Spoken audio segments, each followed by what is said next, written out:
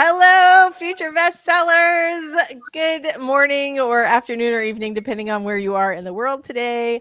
We are excited to get writing today. I had kind of a weird week this week. Like I've been very productive, but I have not done any writing, and I'm itching to get to it today. You know how that is, like where you end up with like a bunch of, you know, other crap that you have to do. Yeah. So much other crap. I know there is so much other crap. I keep like going through these things where I try to like purge as much unnecessary, like non-writing stuff as I possibly can. But there's Mm, just so much, right? There's just so much that has to be done. So yeah. all right. So let's say hi to everybody and do our introductions, and then we will hop into our very first 5 minute sprint. You guys, thank you so much for being here today. We are very happy to see you. Let's start today with Michelle. Tell us a little about you and your awesome channel. All right. I'm Michelle Schusterman. I write middle grade and young adult novels, and my channel is Writing Workshops, Traditional Publishing Chat, and Writing Vlogs. Thank Thank you. you so much for being here as always. And also, Robert, tell us a little about you and your awesome. I'm so like spazzy today. Robert, tell us a little about you and your awesome channel. My awesome channel is The Story Detective, where I put various forms of storytelling under a Sherlockian microscope and break down the craft to make the viewer's journey easier. And new videos will be coming soon. I am slowly plotting my way through redesigning things for my channel and social media in general. So by spring, I should have some things ready to go. Wow, Well, in the that's spring, fantastic. but soon. I do. That's fantastic. That is absolutely fantastic. I am very much looking forward to getting some writing done today. If you guys don't know me, I'm Lisa Daly, and on my channel we talk about how to write a book you're super proud of and get it published. And I write contemporary romance, primarily rom-coms and nonfiction advice. Let's say hi to our friends in the chat before we do our first 5 minute warm-up sprint. Wait, hold on. RC was first. Yay! Congratulations, RC. Look for your prize pack in the mail. No, great job. Devin's here. Hello, Devin. We are super, super happy to see you. Abby's here. So glad to see you today. Lasanda's here. Hello. We got everybody here today. Michael's here. Hello, Michael. Glad to see you. Victoria, so glad to see you today. Good morning, Swinton and Daisy. Lainey, good morning. Today I have a much better attitude about my revision. Oh, Lainey, I'm so happy to hear that. Do tell, how did you get from feeling cranky about your revision to feeling good about it? Is it just the amount of progress you've made so far and like, hey, this is a really good book after all? Or is it like, woohoo, I'm almost to the end? What's making you feel better about your revision? Dying to know. Where's RV Michelle today? That beach in Santa Barbara was glorious. It All right. was. We're in Carmel today, Carmel, California. Oh, another really beautiful area. It's So just pretty. You guys are just living the life, man. Living the van life. The yeah. only way through is through. So true, especially when Mhm. it comes to editing. I'm doing some formatting today Mm. using Atticus for anybody who has not done that in the past. Super easy. I really like it. Although I always feel like I feel a weird sort of sense of guilt because most of the indie pub authors that I know and that I work with as clients use Vellum. Is it Vella or Vellum? One, they're so close. Vella, Vellum. Anyway, it's a Mac only. It makes beautiful books, Mm. and I have not. I have not. I like tried it out, but it wasn't as easy for me as Atticus. I'd already paid for Atticus, so I still use Atticus, and I like Atticus a lot. But I have some friends who had done some like insanely beautiful books. Swinton loves Atticus. Lainey loves Bella. They're both right. They're both great. I think Vellum has a lot more options as far as design. Atticus, though, man, super easy to use. So I think they both have great. But I'm eventually going to have to do this. Abby wants to know, is anybody going to do NaNoWriMo in April as March is coming to a close? I am curious. Not me. Not me either. Yeah. I am doing Readers Take Denver in April, so I'm excited about that. But no nano for me. No nano for me. Late, how about you guys in the chat? Let us know if you're planning on doing little nano this April. Lainey says, I love that we all have a formatting product that we love, right? Absolutely true. All right, you guys, let's go ahead and get started with our 5-minute warm-up sprint. And then when we come back, we'll chit chat for just a few minutes and then we will jump right into our 20-minute sprints today. I'm super excited to get writing. I will tell you why when we come back. All right, here we go, everybody. Getting ready in 3, 2, get those drinks ready, get your documents over. 5-minute warm-up sprint starting now.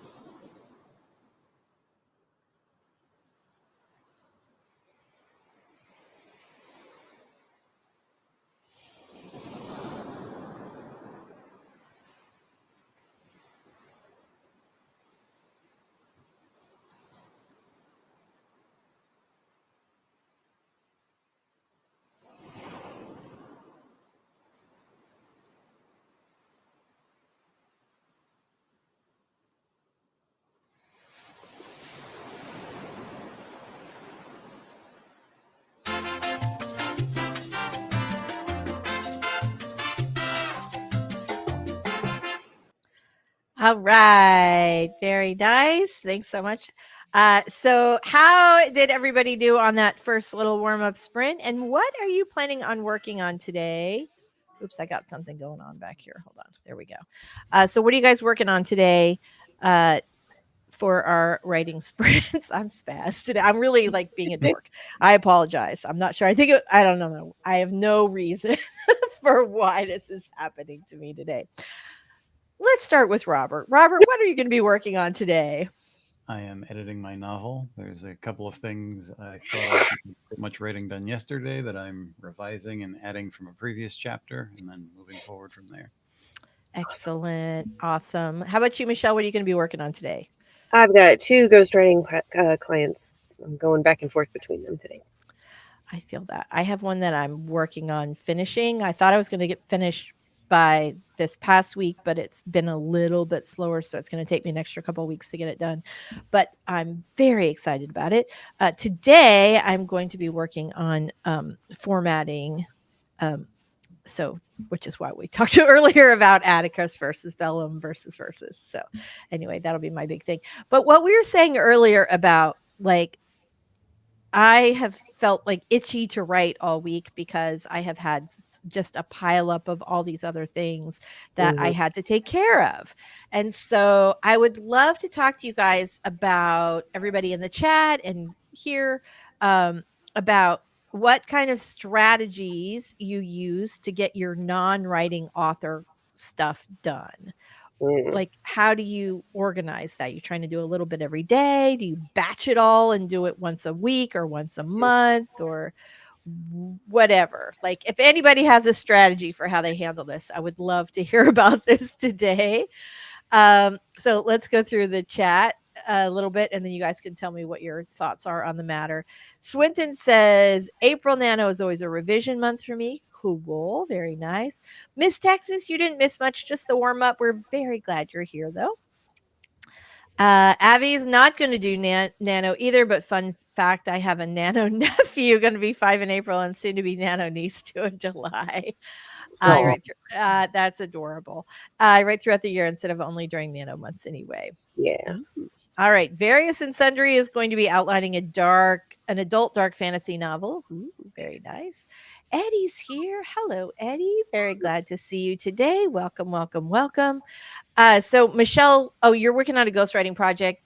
And Robert, you are working on your novel today, okay. Fantastic. You guys let us know in the chat what you're going to be working on today, but we are going to get rolling with our very first writing sprint. It is always already 11:15 Eastern, so we want to make sure we get some good writing done. I was very excited to be here today. All right, everybody, here we go. So we are going to start with our very first 20-minute sprint of the day. Make sure you are drinking that water and taking deep breaths. Stretch those little fingers, and let's get going. Here we go. Starting in 3, 2, 1. Let's sprint.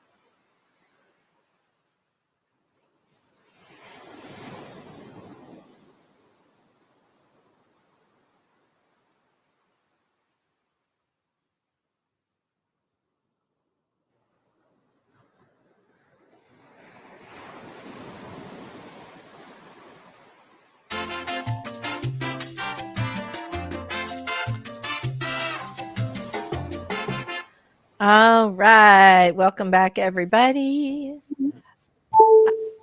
So that was really loud.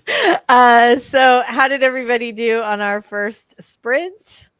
Feeling good? Yeah, pretty good. All right. Fantastic. Absolutely delightful. So my question was, oh, hold on just one second. Sorry, I've got like a Shopify ad popping up on our thing. Okay, so how do you guys manage scheduling your non-writing author tasks? That was our question, our first question we're tackling today, and it's my question. I'm dying to hear your advice on the topic. I feel like I have just like so much of that stuff lately that's not writing. Um, so somebody had said, let me just see if I can find it. Oh, here we go. So Avi says, I hate mundane stuff, so I batch it and gamify it to make it fun. Playing music while answering emails, listening to podcasts for repeat tasks I can do on autopilot, role playing while working, etc. I love that. I think that's great. I actually just read an article about something called temptation bundling, which means that you bundle the crap you hate to do, like laundry, with stuff you love to do, like watching reruns of Bridgerton. And so you combine those things together Yes. and right. And it's sort of and so you look forward to it more, or at least it makes the whole thing more palatable, which in some ways we probably already do that, but there is in fact a name for it if you weren't aware. And this is a strategy you've been using. So temptation bundling, I think, is genius. And let us know if you guys do that. All right, so Various and Sundry does Pomodoros. That's essentially the same as our little writing sprints here, where we do 10, 15, 20-minute sprints. I think that is really good. And actually, it's kind of shocking that it's it's kind of shocking that once you actually sit down to do all that stuff that you've been putting off, which I think I'd read somewhere recently was called a needle list or a needling list, where it's the stuff that's like constantly bugging you in your mind, but you do, Mhm. right? You spend way more time worrying about not doing it than it I would don't. take to, than it would actually do it. I So had a day like that a couple weeks ago where it was like the worst kind. I mean, I had to like register to vote in Washington, and because I was registered in Texas, right. which required filling out a form and mailing it in. Oh no.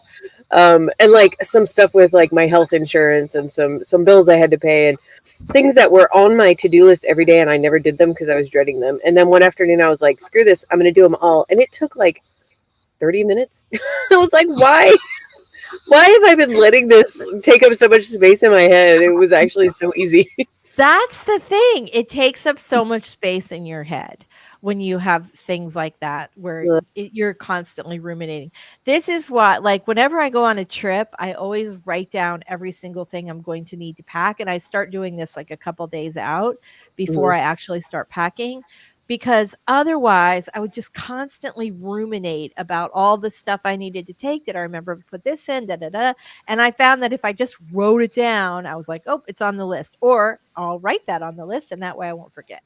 And that like took a big, it took a lot of stress off. And it was just a simple thing, but it's just my brain like, don't forget, don't forget, don't forget. And that's the same kind of thing. Yeah. Even if you have like this to-do list, it occupies a lot of brain space.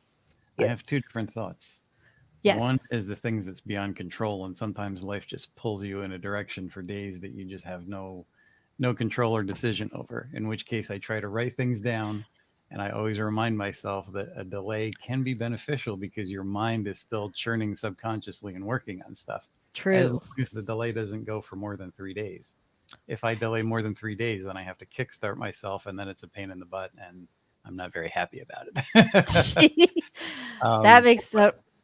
Go ahead. But my morning tasks, it's like earbuds in and I'm listening to Audible. I'll toss in a pile of laundry and then I'm cooking breakfast and I'm learning to multitask and get through things while I'm still listening to something. And I feel like my time isn't completely chewed up doing just mundane tasks. Yeah. Yeah, I think, and I do think the idea of like batching things or scheduling, like, okay, on Wednesday mornings I do this, or at least like we all show up here to write. Right. Right? That sometimes scheduling a block for those kinds of things. But I am the queen of writing like boring, need to be done tasks that will probably take me 15 minutes on my thing, and just roll on my to-do list, and just rolling them over day to day to day until, it's been weeks. So yeah, part of it is just like overwhelmed sometimes, where you have way too many tasks for the amount of life that you have. Yeah. I love this. Avi says, I love temptation bundling. If I try to do laundry while watching Bridgerton reruns, I'd be sitting on dirty laundry watching Bridgerton in no time. Word. I understand that completely. I have been there myself, but it's the closest I can come. All right. So let me just go back. All right. So we were talking about what everybody's going to be doing today. Stacy's going to be combining some drafts after lunch. Lasanda, love this, right? Lasanda's doing camp, working on 2 projects, draft 2 of one, draft 3 of the other. Small town romance scene, or small town romance series. Lasanda polishing one of my final scenes in the fake dating romance. I'm so excited about that because fake dating is one of my very favorite tropes. Someone is reading critique partner notes. Eddie's got Beauty and the Beast retelling. I love it. My angle is that it's based in real history, kind of like Ever After with Drew Barrymore, Angelica Houston. Can I say that's one of my favorite Cinderella retellings?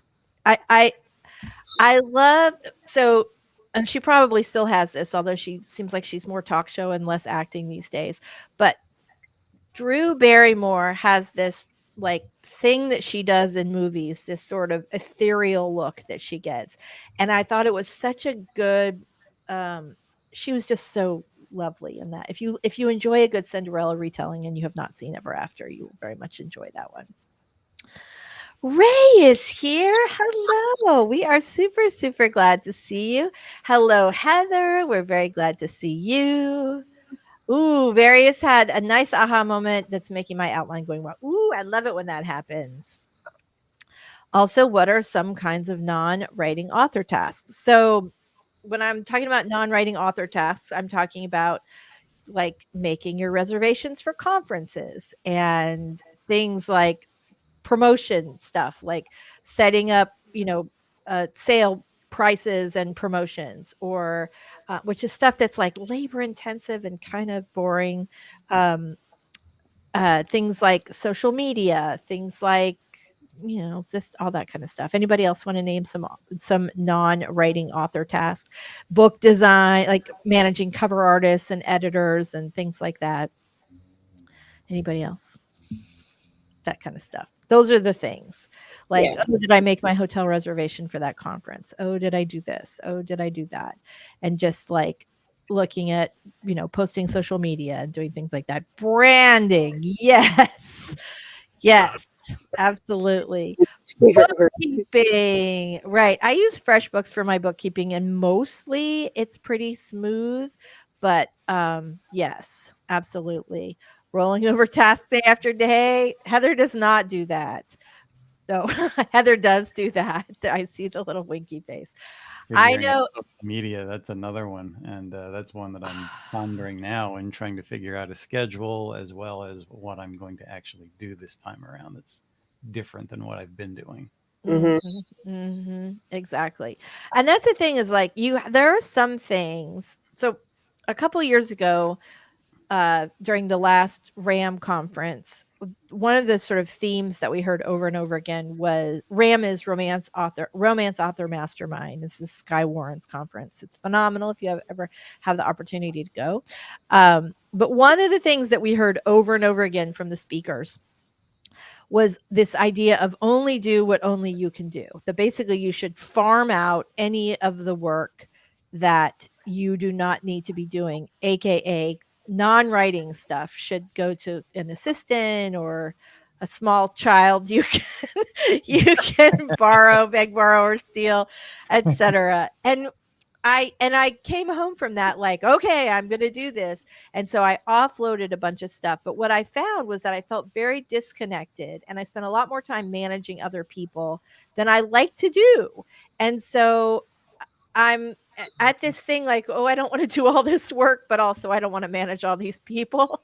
And that is not like you have to do one or the other, I think. So anyway, anybody else? I love this. Avi says, love ever after that. Just breathe scene at the ball gets me. And the facts that she saves herself before he can rescue her. Right? Feminist Cinderella. Love, love, love. Yes. Absolutely. Absolutely. Texas G says, Lainey, that's what you have an account sister for. Very nice. Ray is trying to make a new writing schedule routine, but I'm struggling with it. I've been having health issues, possible narcolepsy, as well as puppy training and organizing a new house. So you already have just a massive plate of stuff. Mm-hmm. Yeah. It's challenging for sure. I mean, I feel like that my sort of strategy through the years, whenever I have been overwhelmed with a bunch of other things, whether it's like family stuff or health stuff or client work where something's happened with your workflow. And Michelle, you could probably speak to this a little bit. So you and I both do like ghostwriting, and Robert does editing. I do book coaching. So we have, in addition to our own work, some client work, right? Mhm. But sometimes what happens, and I don't, maybe it's less like this for you, but it's probably more like this for Robert, that somebody like reserves you or says, okay, I want to do this project and I'm going to start March 1st.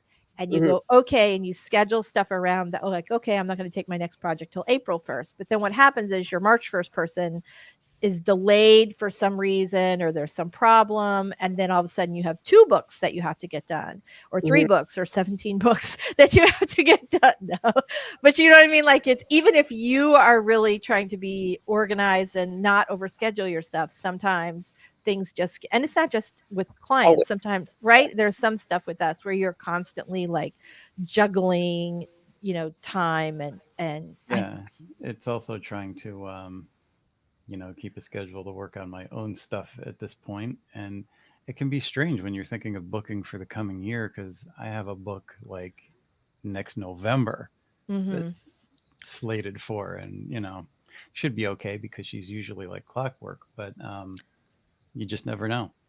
You never do. You never ever know. And I think that's like, and there are times where I get people, scheduled for stuff, and then and everybody turns their stuff in on time or whatever, and there are no delays. And sometimes there are publisher delay. I mean, there are all kinds of delays. So but what happens is you end up with a big pile of work that's really challenging to get through. So yeah.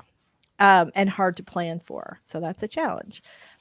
All right. Well, anybody who has advice on that, right, on basically the whack-a-mole that is the author life, let us know. We like to hear your good, your goods. I'm generally very organized, but I feel like if you throw like one extra thing, like a health problem, which I've had some this year, that kind of throws everything else off. Okay, Various has a great question here.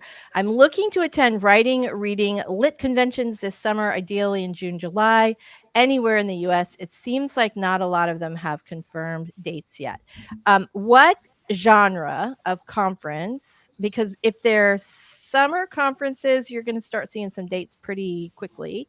I know that with most author conferences that like the authors have to sign up pretty far in advance, or pitch panels and things like that.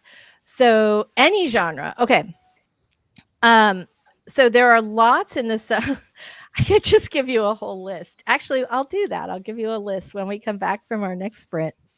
I'll give you a list. It really depends though. Like, I do think there's a real benefit to genre specific conferences. I think that those can be so advantageous because you're meeting other authors in your genre. You're meeting like, reviewers in your genre, book lovers in your genre. And it feels like, to me, it sort of magnifies anything that you can get. But if you're just like, oh, I'm not quite sure what I want to do yet, and I want to check it all out, I will have some advice for you when we come back. Heather, we're going to cover yours too. Yes, I am planning on speaking at Orlando Reads Books this year. I had not looked at the conference date. I know NINC is supposed to open today too for registration if you guys are planning on doing that, but that's not till September. Okay, let's go ahead and do our first 20-minute writing sprint. Is it our first? No, it's our second. See what's happening to my brain today? Okay, let's do our second 20-minute writing sprint. And when we come back, we are going to talk conferences, which are my favorite things to talk. I love conferences. I'm such a conference nerd. All right, everybody, here we go. Let's get started in 3, 2, 1. Let's cha-cha.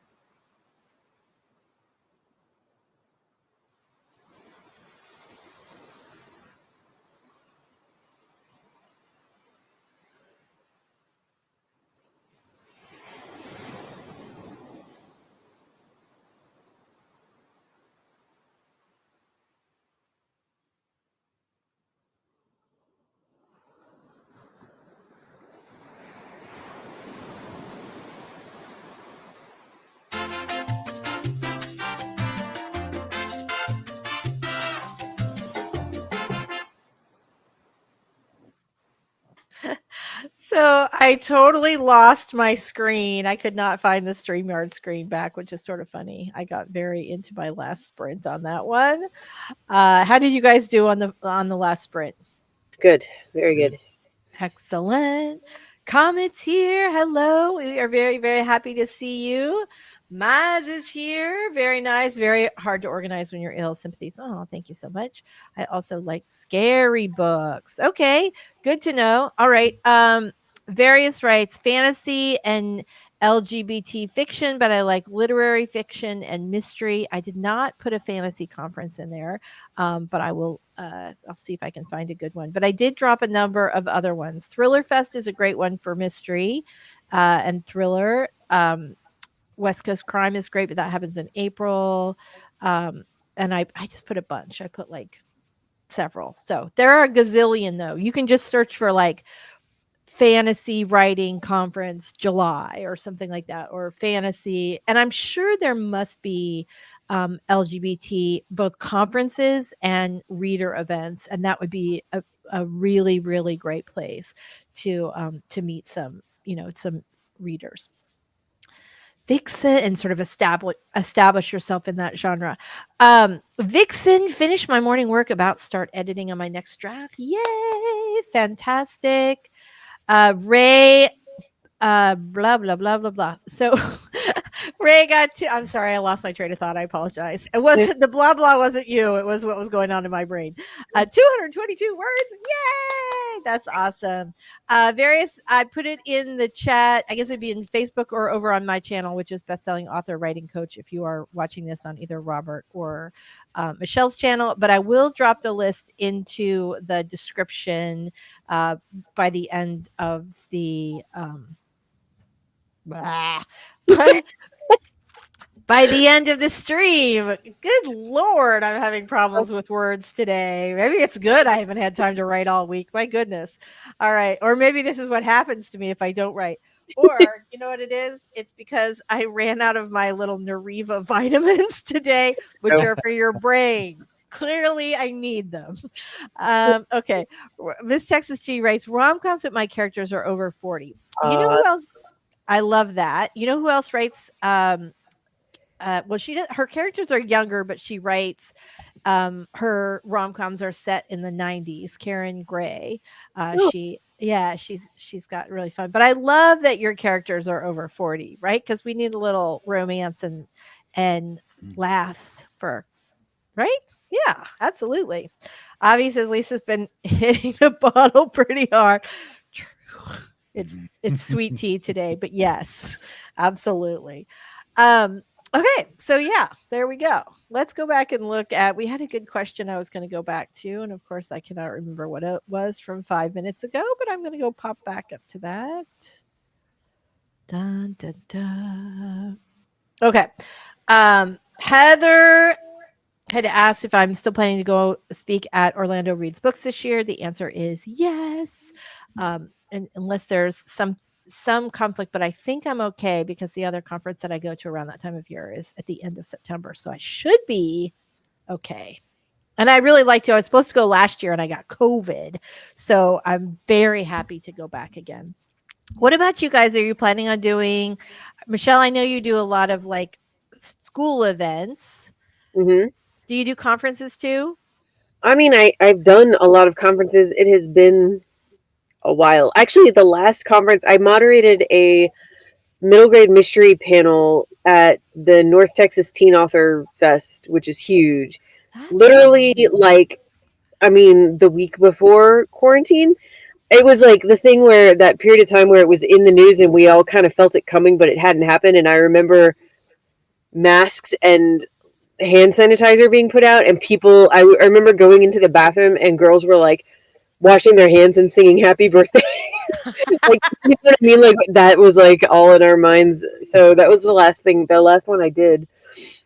I think I'm forgetting something. It took a while for me. Like, it was not until the summer of the vaccine that I went back out. Like, I did not do any conferences for a couple of years. Right. And yeah, so I really miss them though. Yeah, I love conferences so much. I know, right?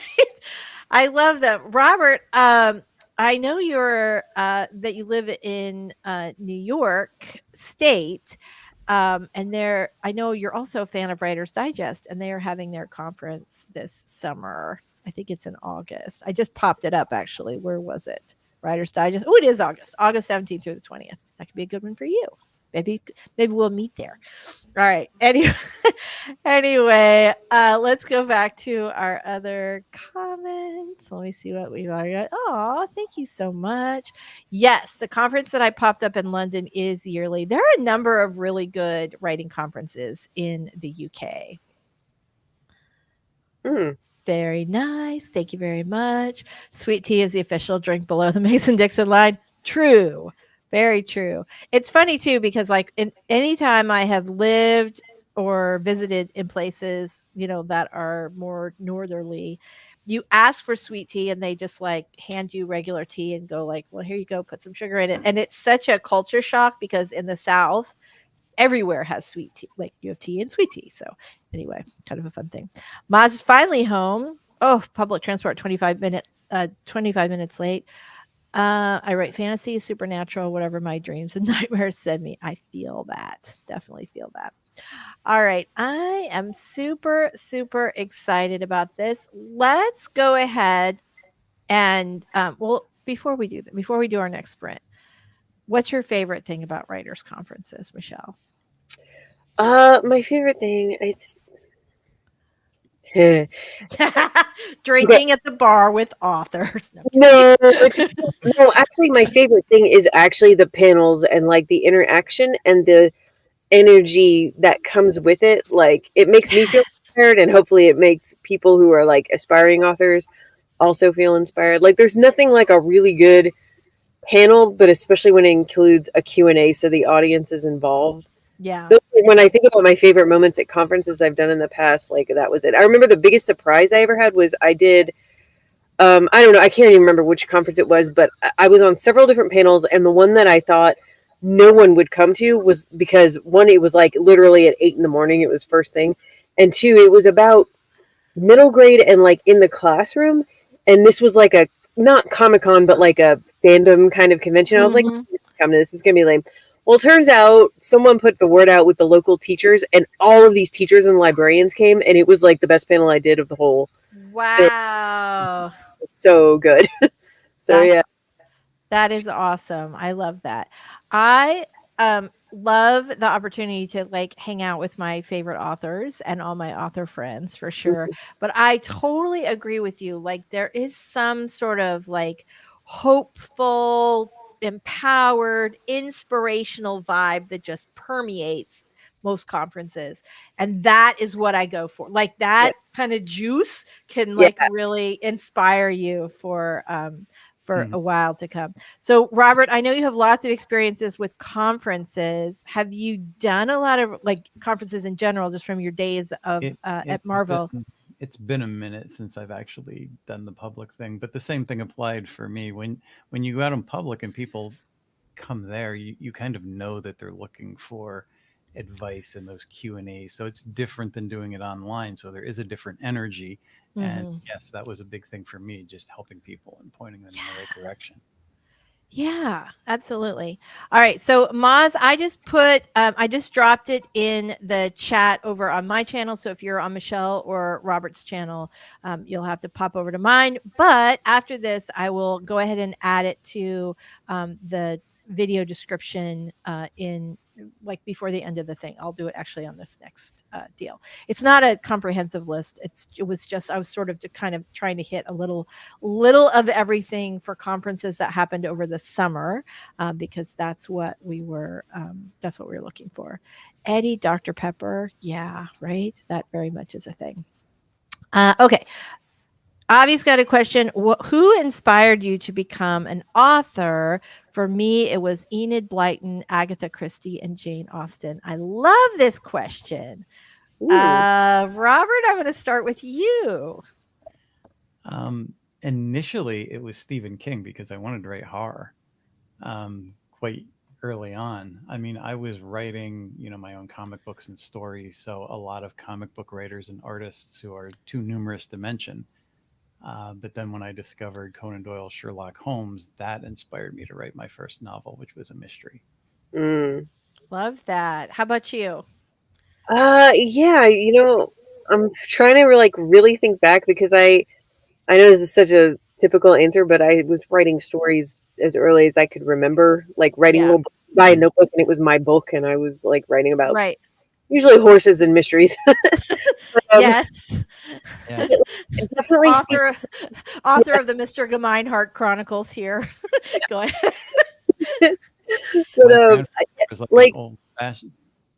yeah, My um, grandfather was an old fashioned storyteller, so he started telling me stories before I could actually write. So he inspired me to write short stories and stuff when I was in school. So I was almost doing like my version of his stories when I was a little kid. But yeah, as long as I can remember, I've been writing stories as well. So yeah. I love that. Go ahead, Michelle, what you're going to say. The first book I really remember reading where I was like, there's two in high school. Reading Jane Eyre, that was a big one, and then Uh-huh. Doris Claiborne. That was my first Stephen King book, and led to like nearly a decade of reading primarily Stephen King Mm, and through his entire catalog. And Dean Koontz, they got me into like dark sci-fi just speculative like that, And then mhm. also, and I almost hate to say this now, but it's the truth. When I actually started writing a novel with the intent to be published was after reading Harry Potter. Ah, I love that. Yeah, That's what I know. Well, there are a lot of people who were inspired to yeah, read or write because of Harry Potter. So we can definitely take that little, piece, wonderful little piece of that. That there are many new authors because of those books. So for me, it was a weird combination of Dave Barry, who's a humor writer who used to have a newspaper column. He probably still does, but nobody reads the newspaper anymore, unfortunately. So Dave Barry and William Shakespeare together and Jane Austen as far as romance. And then later, I will say, oh my God, what was her name? Jackie Collins. Smutty. That was like the first like kind of smutty stuff I read as like a kid, like pretty smutty for me at least when I read as like a teenager or yeah. Anyway, so the funny thing about Shakespeare and Dave Barry was that I was in some, I don't know, elementary or middle school English class. And I remember like talking about, I don't know, like grammar rules or punctuation rules or something. I had a really strict kind of awful writing teacher that or English teacher that year, and like not a creativity friendly writing teacher. And I had this sort of epiphany because she was very much about the rules, but we were reading Shakespeare at the time. And I remember going and thinking that for me, I was like, well, he doesn't follow the rules, where he doesn't follow the rule, like all the time thinking that. And then looking at a Dave Barry column, who also did not follow any rules of writing that I had ever seen as a whatever, fifth, sixth grader, whatever it was. And thinking like, okay, I could write the way that I want to write. Like I found this connection between Dave Barry and William Shakespeare. Here's a funny thing. I met Dave Barry many, many years later after my first or second book had come out at a writing conference at Book Expo or something. And I told him that the reason that I had become a writer was because of him and Shakespeare together. And he Aw. thought that I know, he thought that was really funny. So it's a way he's like, "Oh yeah, I get that comparison all the time." I'm pretty sure that he was pulling my leg, but it was kind of a funny experience anyway. Yay. Yay. Love, love, love that. All right. So Eddie Lane, Charles Dickens for me, and Jane the Stone Cold Austen. Love Jane Austen. Love, love that. And you know what's crazy? My daughter loves Jane Austen. She has like her book is all like annotated and yeah, anyway, love, love, love, love, love. Jane Austen, Jane Austen, Jane Austen. Absolutely, yes. I think that she is sort of the staple, just like Stephen King is like the guy for a lot of horror writers and even like mystery writers. Jane Austen for romance writers is she's yes, our queen. She's our queen bee.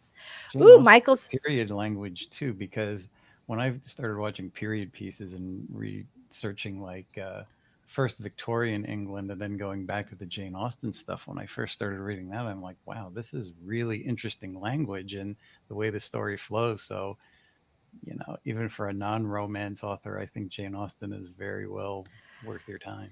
She was super smart. Like for me, I really connected with Elizabeth Bennet, and I love, like, Jane Austen's very smart and her writing's very clever, and the banter, and she's just funny, and I just really connected, and I think readers connect with her work in a variety of different ways, but sort of pushing up against the patriarchy and a million other things. But yeah, we love her. 1,000 Great Books has a spectacular education. Dostoevsky, Albert Camus, Kafka, Joyce. Yeah, good job. Very nice. You're well educated. And Litfic, is that what you're writing? I'm kind of dying to know now. I can't remember. Various loves, speculative fiction. Love that. Hey, I'm not that old. But thanks. William Shakespeare, the 403rd. Yeah. Oh, yeah. Jane Eyre was definitely life-changing. Yeah. Ooh, Chris Colfer, American Girl historical books. But I Love read those. Yes. Yeah, absolutely. Piers Anthony. Ooh, here we go. I feel like I saw it. Here we go. Now I'm super inspired by Elizabeth. Is it Acevedo? I'm not familiar with how to pronounce her last name. He is a Floridian. Very nice. The Horror Geek pops in here. Speaking of childhood books, okay, raise your hand or drop a comment. We're going to do one more writing sprint before we go. Raise your hand or drop a comment if you wrote stories when you were a kid, like whether you're stapling together little pieces of notebook paper or right here. Like that. I will tell you for a fact that the Horror Geek had an epic series about the adventures of Super Duck. Epic, freaking epic. And when we moved, his mom like dropped off a box of his stuff, and the Super Duck stories were amongst them. And I will say the guy, the Horror Geek, was destined to be a writer from very young age. I saved all that stuff too for me. The first homemade comic I made was around Halloween, and my brother and I dressed up in Halloween costumes as superheroes and had a trick-or-treat adventure. Love that. I love that. That is so awesome. Devin read a lot of R.L. Stine and Christopher Pike. Oh my gosh. Love Yes, that. me too. Yeah, absolutely. Maz says, role-playing games made me want to start writing novels. I previously wrote poetry. I used to tell myself stories as a kid. Love that. This is like so much fun. Various wrote stories in the first grade with little wallpaper and cardboard book covers. Oh my God, that's so sweet. Oh, I love this, Victoria. That is absolutely so great. Avi says you should write a romance where the male lead likes Shakespeare and the female lead likes Dave Barry. Avi, you are like so full of great ideas. I totally love that. Love. There's a great podcast about a teenager who ran away from home to live with Piers Anthony. That's fascinated. Lainey, right? I also had a teacher like that, which is kind of, you have some teachers that will like let you stay in on recess and produce one of your, home written plays for the entire class. And then you have the person who's going to call your mother because you're being too creative. Yeah. I'm sorry for every writer who has experienced the latter, because it sucks. I'm so sorry, Lainey. Thank goodness you didn't listen to her. I have my friend Lisa Earle McLeod, who's a nonfiction writer, who has, like, after having a spectacular career as an author and business consultant, has decided to go to like this special film school at the University of Georgia. And she is literally working with industry professionals to write a pilot, which I am just blown. Like, I just think this is No. the most, I know, but she had like an English teacher when she was a kid who told her she could never be an author because she was a bad speller and she didn't have very nice handwriting. And I was like, how many kids were like, okay, right? I know. I think she's incredibly bright. I believe, just as a person who's been her friend for like 20 plus years, that she had like a sort of mild form of undiagnosed dyslexia. They're just words that she just can't spell. And that's okay. That's what spell check is for. Thank goodness. And if you cannot spell and you have terrible penmanship, neither of these things will keep you from being an author. Eddie's first one, called Hazel Snapdragon. Love it. Wrote it when I was 8. Lysandra's been writing since she was a kid. I can totally believe that about you because you are always like cranking out those stories. Texas G. Not only did I write stories when I was a kid, my really great 7th grade teacher produced one of them for our class. Oh. I love that. So nice. That's the teacher that changed a whole bunch of lives. I mean, wow, that's amazing. Mm-hmm. I hated when bad teachers. Some like the idea of writing and being creative, and others, same with family members. Most were non-supportive, but some of them were kind of funny. Like my grandmother, when I'd be sitting at her dining room table on a summer afternoon working on my stuff, and she'd be like, "You got to go outside and get some sun." I didn't listen, obviously. Obviously. Well, and now we know that sun causes skin cancer, and here you are, an author. So there you go. Yeah, my grandmother thought that there was nothing greater than being an author, and so there was nothing you could do that was better than that. And so I had this I don't know. I feel like I had this sort of shield against any naysayers when I was, because my grandmother always wanted an author in the family. Although I will say my whole family was super, super supportive. I'm pretty sure William Shakespeare, not a Floridian, but yes. Right. Yeah, I think there's some truth to that. Although there's some really wonderful teachers. Oh, I love this. I created a fake magazine in high school called Teen Week, written for teens by teens, and they used an article in my end of. I love that. That's so great. Michael, you're awesome. Oh, thank you so much. Oh, I have advice on this. So one, it takes more. Well, we should all weigh in on this question. So, Trini Lizzie, which I love that name. That's so cute, and also your avatar is adorable. I have 2 things to say on this, and I would like Michelle and Robert to also weigh in on it. Should you start an author YouTube channel instead of promoting only on Instagram? So one, YouTube takes a bunch of time, but on the other hand, it really is a fantastic platform, and it allows you to reach people that you wouldn't necessarily reach on Instagram. So I think that if you have the time, energy, inclination, and you're comfortable with, filming and editing, or even if you're just willing to learn, you don't have to start comfortable.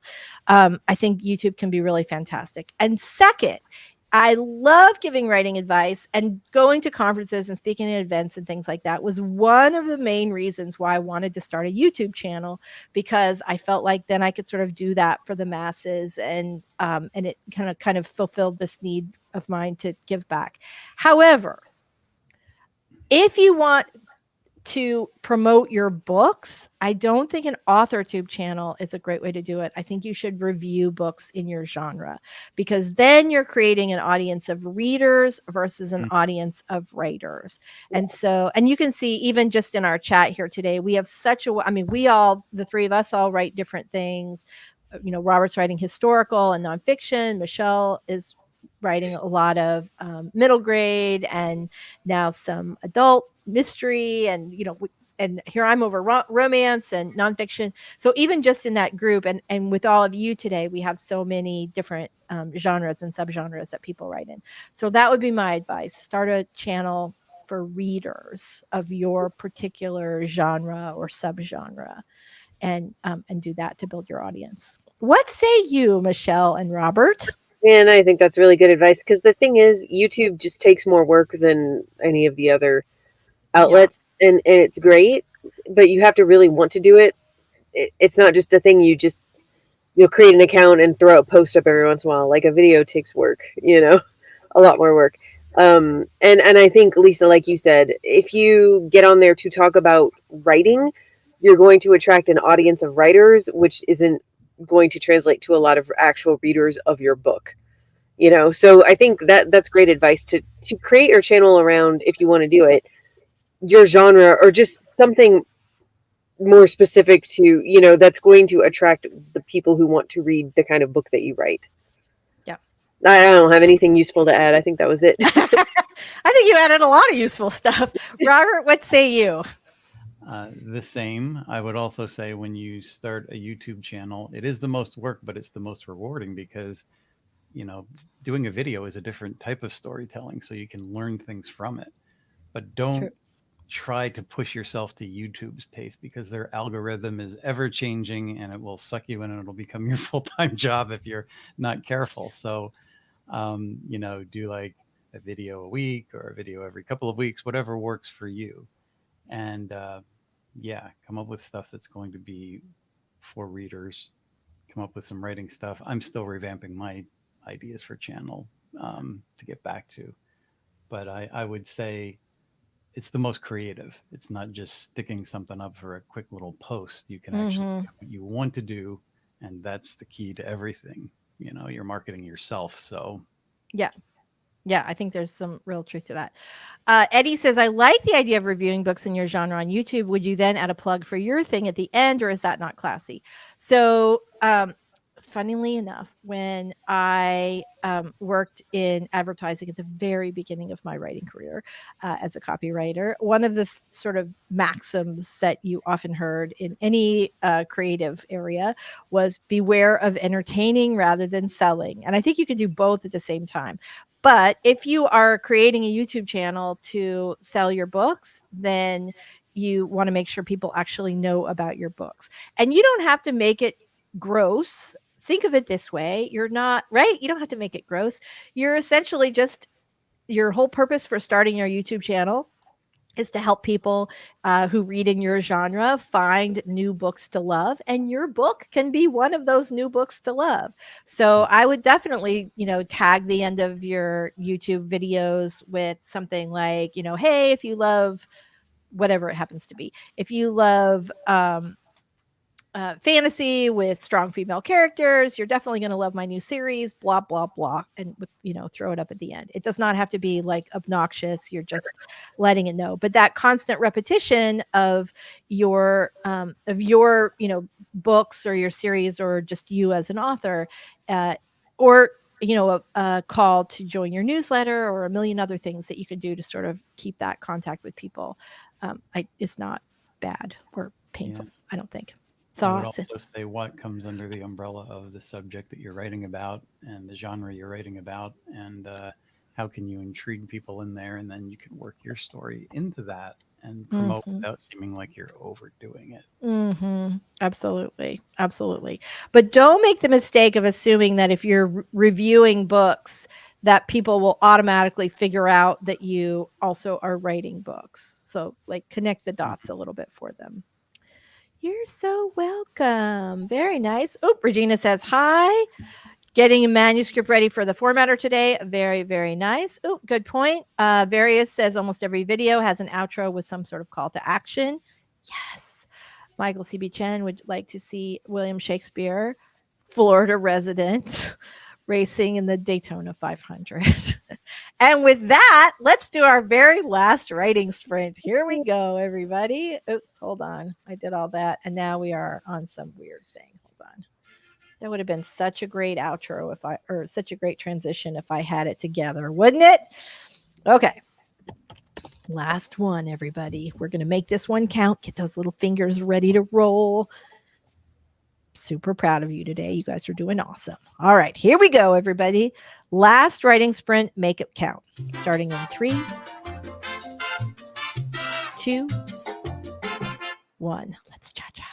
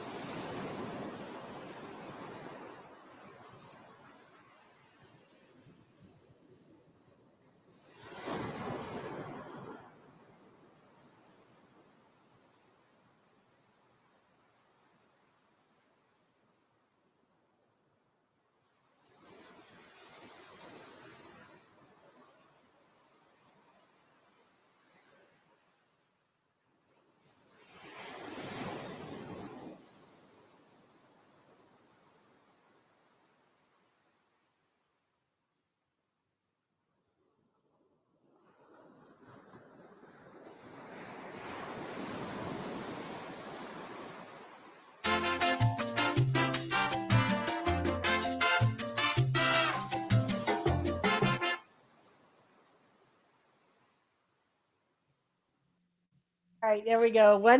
Sorry about that. Once again, I was like so into what I was writing that I completely could not find the StreamYard window. Anyway, that is it for us today. Ooh, here we go. Real quick question. What do you call rom-coms with characters over 40? Just rom-coms? I've seen something called Second Time Around. Not sure what is a good subgenre. I have also heard Second Time Around, although that sort of implies like, or second chance romance, which sort of implies that they have that they've gone through a divorce or like the death of a partner or something like that. Like second chance romance is either a second chance for the person to find love, or most often second chance with somebody that you started a relationship with, but you didn't finish, like your first love or something like that. So I can't think of and I'm like, me, I love the tropes. I can't think of a title or an extra sort of subgenre for rom-coms with characters over 40. But if anybody else has any advice or thoughts on this, Lainey, I'm talking to you. Please feel free to drop them in the chat. I'm going to research this though, and we could talk about it next week. Actually, let me do a little screenshot real quick so I don't forget. There must be one for sure, but I don't know what it is. But if you can find it, and it's the way that readers talk about the trope, then that's like a really great way to like really focus and find your readers. So I'm going to try and do a little research on that. I feel like there must be something, but I am not familiar with what it is. So you guys are awesome. Thank you so much for being here. Before we go today, let's go ahead and do our outros really quickly. I'm going to start with you, Robert. Okay.